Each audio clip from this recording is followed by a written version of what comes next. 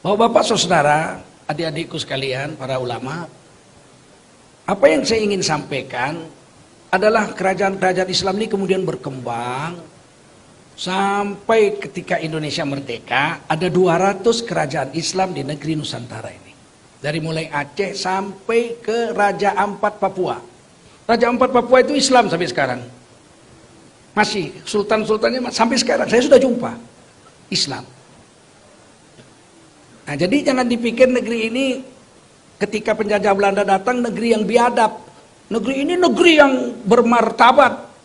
Negeri yang punya raja, punya rakyat, punya mufti, punya syariat. Kemudian beberapa ratus tahun yang lalu di Minangkabau dibuat perjanjian antara tokoh adat dengan tokoh ulama. Adat bersendi, syarak bersendi, kitabullah. Syarak mengato, adat memakai. Itu jauh sebelum ada Republik Indonesia. Republik Indonesia belum muncul apa-apa, belum ada. Nggak ada itu, belum ada. Masih disebut negeri Nusantara, Al-Jawi.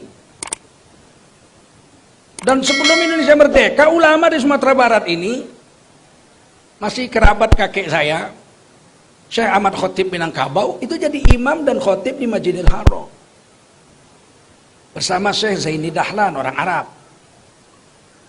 Mengajarkan ulama-ulama di Nusantara ini, salah satunya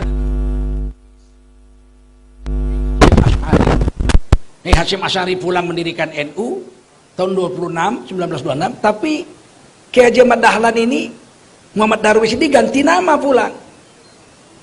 Namanya Muhammad Darwis. Pulang digantinya, diambilnya nama gurunya. Ahmad Khotib diambilnya Ahmadnya. Guru yang kedua Zaini Dahlan, ini imam dan khotib Masjidil Haram, diambil Dahlannya. Muhammad Darwis sampai di Indonesia menjadi Kiai Haji Ahmad Dahlan, itu nama gurunya. Kemudian dia mendirikan Muhammadiyah tahun 1912. Jauh sebelum NU. NU 1926.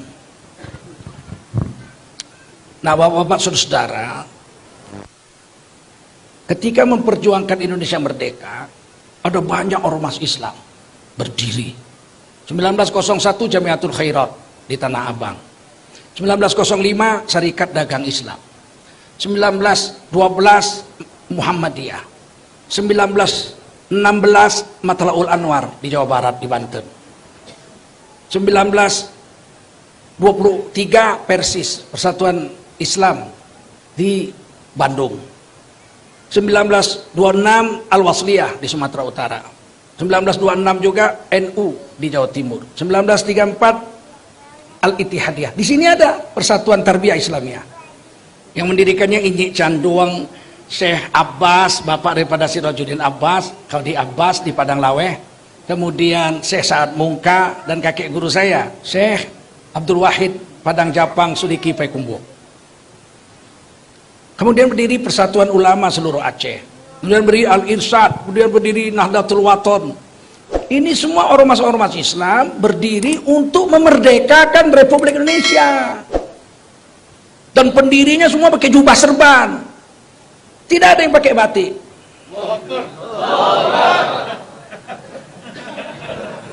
Saya tidak benci batik. Cuman batik itu memang nggak bagus dipakai sholat. Kalau di depan saya ada orang sholat pakai batik, saya di belakangnya, itu pikiran saya bingung, ini macam mana membuat ini, kriwil, susah betul mikirnya itu. Apalagi kalau batiknya gambar harimau, rusak sholat orang. Maka seluruh ulama kita pakai jubah serban. Singkat cerita, Indonesia merdeka. Persiapan merdeka, dibuatlah satu badan, Dokuritsu Jiumbi Chosakai, penjajahan Jepang. BPUPKI, Badan Persiapan Usaha Kemerdekaan Indonesia. Ketuanya Dr. Rajiman. Ada sekitar 40-an orang anggotanya. Ada dari tokoh-tokoh Islam, ada tokoh-tokoh nasional, ada tokoh Nasrani, ada tokoh kejawen, ya, yang tidak Islam, apa namanya, aliran kepercayaan. Ki Hajar Dewantoro, pendiri Taman Siswa. Kemudian pada tanggal 1 Juni Bung Karno pidato mau membuat falsafah negara kita itu Pancasila, tapi yang pertama kebangsaan, kedua internasionalisme, agama terakhir, ketuhanan nomor 5. Sederhana sekali, itu baru dicetuskan dalam rapat BPUPKI. Belum lahir Pancasila, belum. Kalau lahir prematur. Bayi lahir 5 bulan nggak punya nyawa, mati. Kemudian tanggal 22 Juni mereka sepakat membuat pembukaan Undang Dasar 45 itu, namanya Piagam Jakarta. Muncullah Pancasila di situ. Yang menyusunnya yang paling berjasa adalah Muhammad Yamin, sarjana hukum. Orang berawak. Jadilah, ya orang Lintau tuh jago kungfu. Itu jadilah seperti yang sekarang. Tapi ketuhanannya beda. Ketuhanan dengan kewajiban menjalankan syariat Islam bagi pemeluk-pemeluknya. Yang lain sama dengan yang sekarang. Itu 22 Juni.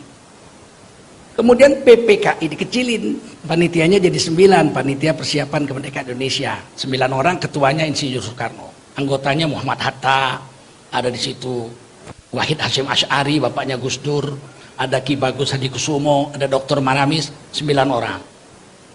Nah, kemudian putuslah merdeka 18 Agustus, 17 Agustus merdeka, 18 Agustus dibuatlah Pancasilanya, ketuhanan yang Maha Esa. Yang lain sama dengan Piagam Jakarta. Merdekalah kita. Waktu memperjuangkan kemerdekaan, orang-orang berserban jubah ini nggak dibilang-bilang kadal gurun. Nggak ada satupun yang bilang kadrun. PKI betul yang bilang kadrun itu. Giliran udah merdeka kita berserban jubah dibilang kadrun. Siapa mereka ini? Maaf ya, BPUPKI 40-an orang, PPKI 9 orang, tidak ada satupun utusan PKI yang duduk di situ. Tidak ada satupun utusan PKI yang ikut untuk merumuskan kemerdekaan Republik Indonesia. PKI tidak setuju dengan Indonesia.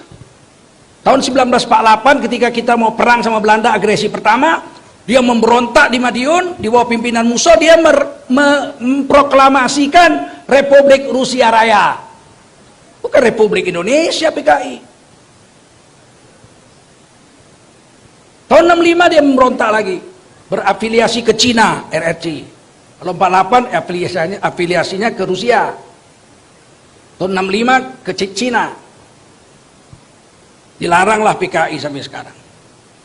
Yang sekarang ini mulai hidup lagi. Mana PKI-nya? Mana berani nongol kita bacung lah lehernya, ya enggak? Tapi ciri-ciri dan baunya kelihatan. Anti dengan agama, nggak suka dengan agama. Kalau dengar syariat, terbakar bulu kumisnya. Ngeri ini orang. Tiba-tiba orang Minang dibilang pula disuruh mendukung negara Pancasila. Gondolmu. Nggak ada negara Pancasila. Di mana negara Pancasila? Nggak ada. Ini NKRI, Negara Kesatuan Republik, bukan negara Pancasila ini. Dan Pancasila tidak lahir 1 Juni.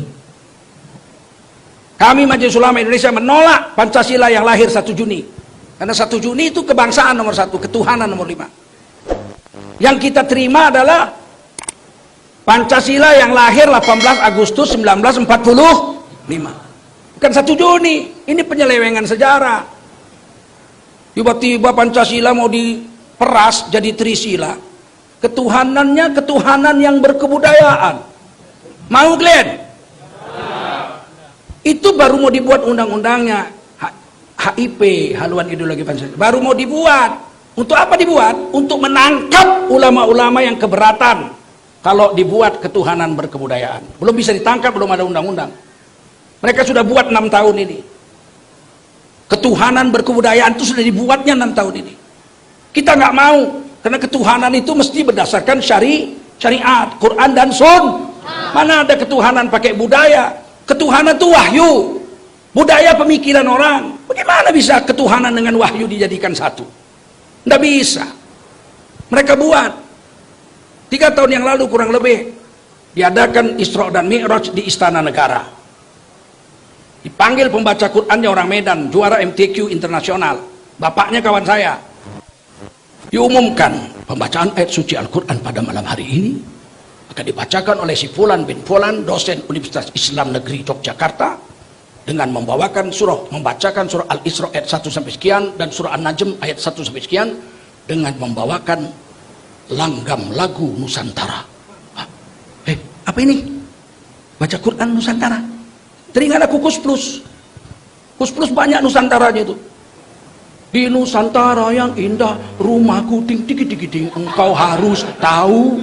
Tak ding. Wah, ini Nusantara nih. Tiba-tiba keluar pakai baju jas hitam. Lah, mana ada Nusantara pakai jas? Gak ada orang Melayu, Minang, Teluk Belango, ya enggak? Orang Aceh, Maketup. Orang Jawa pakai belangkon, pakai basket, pakai sarung. Orang Papua pakai koteka. Mana ada orang Nusantara pakai jas? Nggak ada. Tiba-tiba baca Qur'annya rupanya yang lagu Jawa. Subhanalladzi asra bi 'abdihi lailam minal masjidil haram. Kalau aku ada itu ku cabut kumisnya, betul. Menghina sekali dia dengan agama kita, betul nggak? Tadi bilang Allah, inna anzalnahu Qur'anan Arabiyya la'allakum ta'qilun. Sesungguhnya kami turunkan Quran ini pakai bahasa Arab agar kau pakai akalmu ini. Orang Quran bahasa Arab kok lagunya lagu Jawa. Sunan Kalijogo orang Jawa asli, Wali Songo, nggak ngajarkan baca Quran lagu Jawa di tanah Jawa dia. Sedangkan lagu Arab aja kalau Romal nggak boleh dipakai. Tola'al badru alaina. Itu kan sudah. Waktu Nabi datang udah dinyanyiin itu. 1442 tahun yang lalu. Nggak boleh lagu Arab seperti itu dipakai baca Quran. Wadduha walaili idza saja. Nggak boleh itu.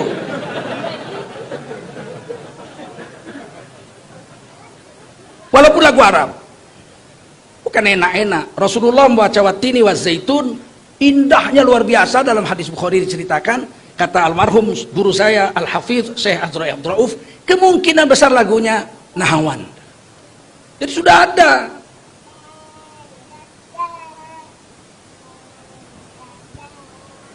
Tentu kita tolak, kita protes, banyak ulama menolak. Tapi ada juga yang membela, itu sialnya itu.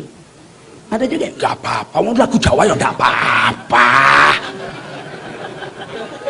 Aku kalau lihat-lihat orang begini, kepingin kali aku nyucup embun-embunannya itu.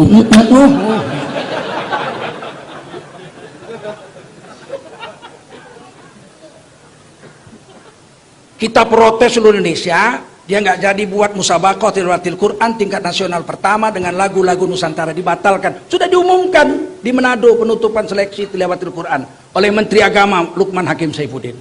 Karena derasnya protes, nggak jadi. Tapi kita yang protes nggak bisa ditangkap, nggak ada undang-undang. Ini mau dibikinkan rancangan undang-undang HIP. Siapa menolak ketuhanan berkebudayaan, kalau itu dia jadi undang-undang, ditangkap. Yang nolak ditangkap karena melanggar undang-undang. Paham, Glenn? Maka MUI seluruh Indonesia menolak. Tanda tangan 34 provinsi. NU nolak, Muhammadiyah nolak, Matlaul Anwar nolak, semua nolak. Al-Wasliyah segala macam Matlaul Anwar semua nolak. Karena ini bahaya ini. Sedangkan kebudayaan aja kalau nggak cocok dengan ragam budayanya ditolak orang. Nyanyi aja lah. Nyanyi Minang itu baru enak didengar kalau cengkoknya cengkok Minang. Percaya? Aku contohkan.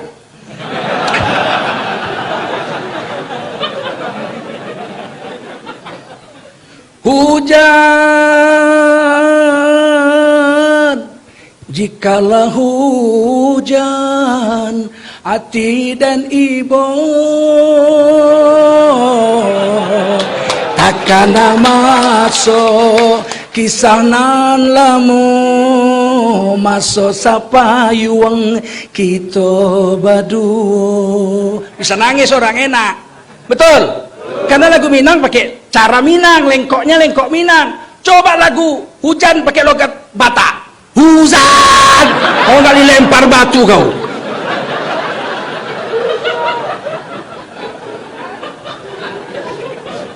Enggak, saya cuma mau kasih contoh bahayanya ketuhanan yang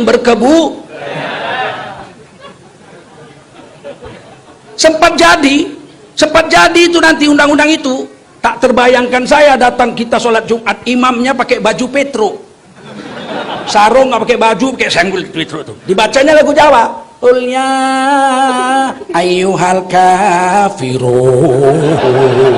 Gimana coba? Protes, ditangkap. Yang protes ditangkap karena keundang-undangnya adalah ketuhanan yang berkebudayan. Mau kalian itu? Setuju kalian itu? Tolak. Tolak. Dan partai yang mengusungnya itu wajib kan kempesi di Minangkabau ini, kampih sekampih-kampihnya. Siap? Baru orang Minang. Jangan iya tapi menang juga. Usah menang lah ya enggak? Sampai dunia kiamat habis ya enggak? Angkat kaki dari Indonesia, apa dari bumi Sumatera.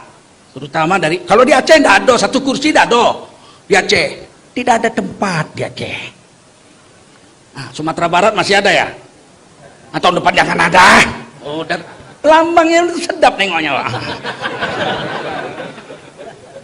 Saya, ini hak demokrasi dong, betul nggak? Suka atau tidak dengan satu partai itu hak demokrasi kita, betul nggak? Saya itu hak demokrasi saya. Saya satu aja, jangan ganggu agama saya. Soal Indonesia bangkrut ada yang urus ahli ekonomi, betul? Hah? Soal utang nggak bisa bayar ada yang urus. Soal urusan utang, tapi agama dirusak kami yang urus, betul? Gitu.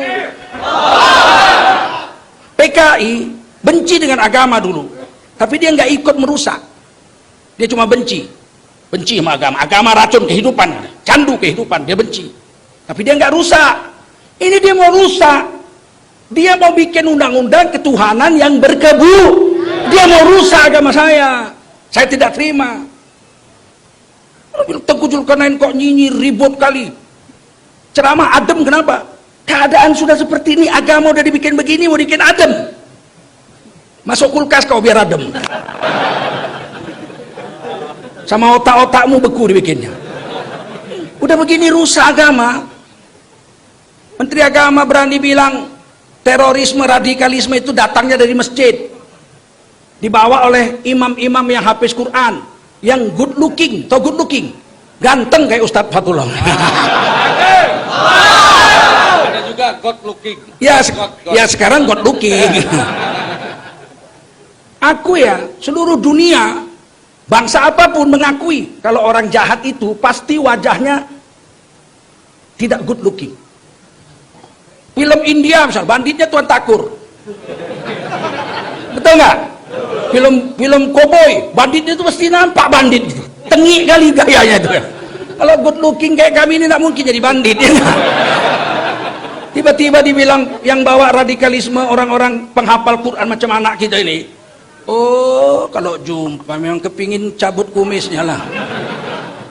Mana bisa begitu dibiarkan, betul? Itu kalau kita nggak bersatu, saya khawatir kami mati nanti, cucu-cucu kami ini rusak, cucu-cucu kita ini udah nggak kenal agama nanti. Percayalah, ini kemauan mereka. Sebab 2024 mereka tidak mau lagi ada orang-orang Islam yang duduk memegang kekuasaan di negeri ini.